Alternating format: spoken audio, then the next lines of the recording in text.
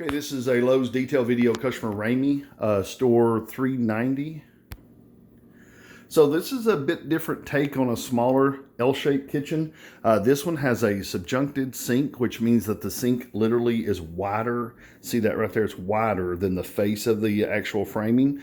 We'll get into that in just a minute, but also this one has a deep soffit area, like 26 inches deep above all of the cabinets, and it's structural, has sheetrock and everything, so it's not coming out. We're basically working off of what's here and doing a footprint facelift. We're actually taking the cabinets out, and if you look, some of these are actually all the way to the floor like that, but this is a brand new floor. We're not changing the floors, we are changing the cabinets. So first things first, let's start over here on this right hand side. Your refrigerator here is a 28-inch refrigerator. It's about 69, 70 inches tall. This is a 72-inch opening, 12-inch upper cabinet. This is 36 with a 2-inch fill against the right-hand wall, so 38 inches of space is what we need for this refrigerator area to be the same footprint that we have now in the floor. One thing we are going to look at, since these are 26-inch deep soffits, we're going to take this wall refrigerator cabinet and make it 24 inches depth, flush finish the left-hand side of it so that the actual cabinet can be usable. Right now you can see there's stuff stacked in front of it. You can't really access that cabinet. So bringing it forward about 2 inches from the front of the soffit is really going to make that cabinet a lot more usable. And you can put stuff in it like crock pots and different things that you normally could not put in something because of how small the cabinet is. Now on this corner, because of this being a standard overlay cabinet, and this is what I put on the drawing and something I definitely want to tell you, the customer needs standard overlay for this to work as this was laid out before. These are manufactured cabinets. You can see that they are standard sizes on the cabinets that are here. So what this is this is a 24 by 30 wall cabinet, left hand, that actually is against the front of a wall blind corner 3033, WBC 3033. This was pulled to 33 inches from the corner.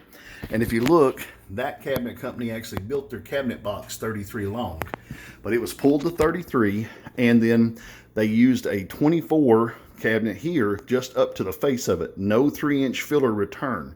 And that's possible because this is a standard overlay. Now, if this wasn't standard overlay, you wouldn't be able to do this. She doesn't want to lose any room. And so when you see this door opening right here, if you're using a wall blind corner 3033 pulled to 33, then this will actually have room to open. It won't bind like what it's doing right there. But that's the only change. Make sure that that's a standard overlay setup on your cabinets so that those will work the same way she had before. And this is the reason why it's very important we have a exhaust vent, okay?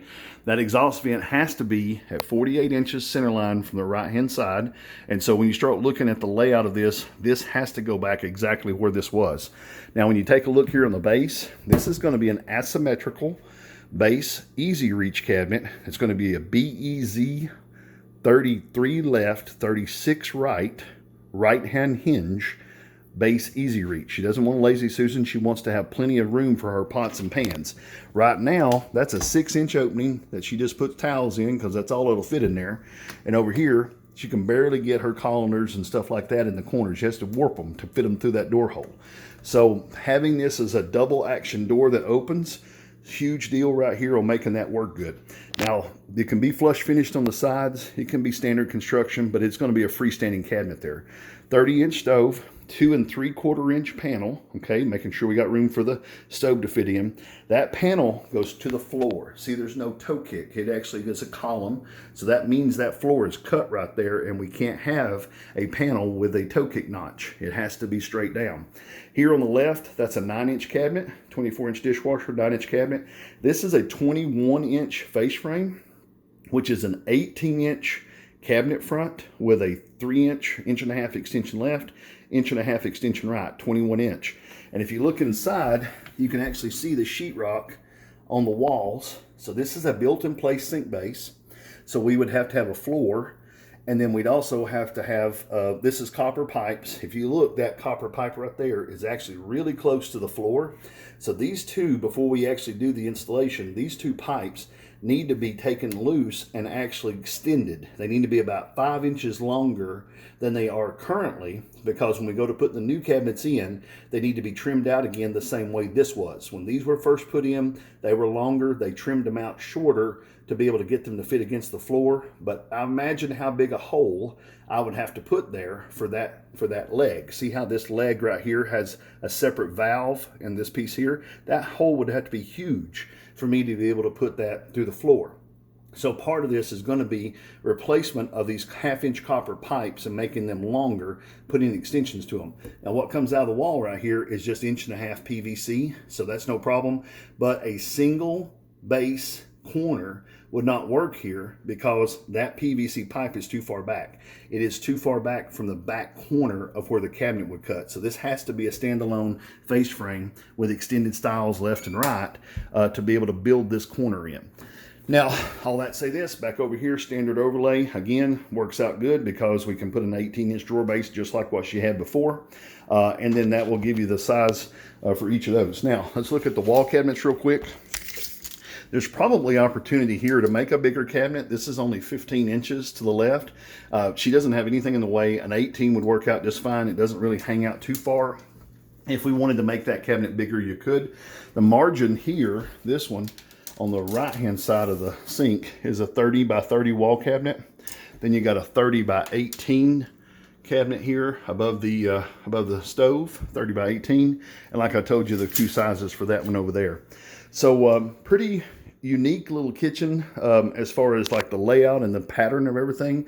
Being a corner sink, of course, makes it going to be a stone top or a Corian top or something like that. This actual laminate countertop's being built as one piece as it is. Unless she reuses this countertop, the other countertop would have to be a Corian or a solid surface, some type of quartz or stone, because they just don't build this type of sink much anymore because they're prohibitively costly as far as labor. If you have questions about anything, oh, one more thing. I do have a corner sweep right there. See that angle corner? Make sure that I have a 642 extra filler for this one. If we do standard overlay, make sure that you use UM8 trim so we can go against the soffit just like they did here, UM8. Make sure the ends of these are finished flush so that we have a nice clean return on the ends. But otherwise, I think this would go just fine. If you have any questions about it, feel free to give me a call at 423-650-1051. Have a good day.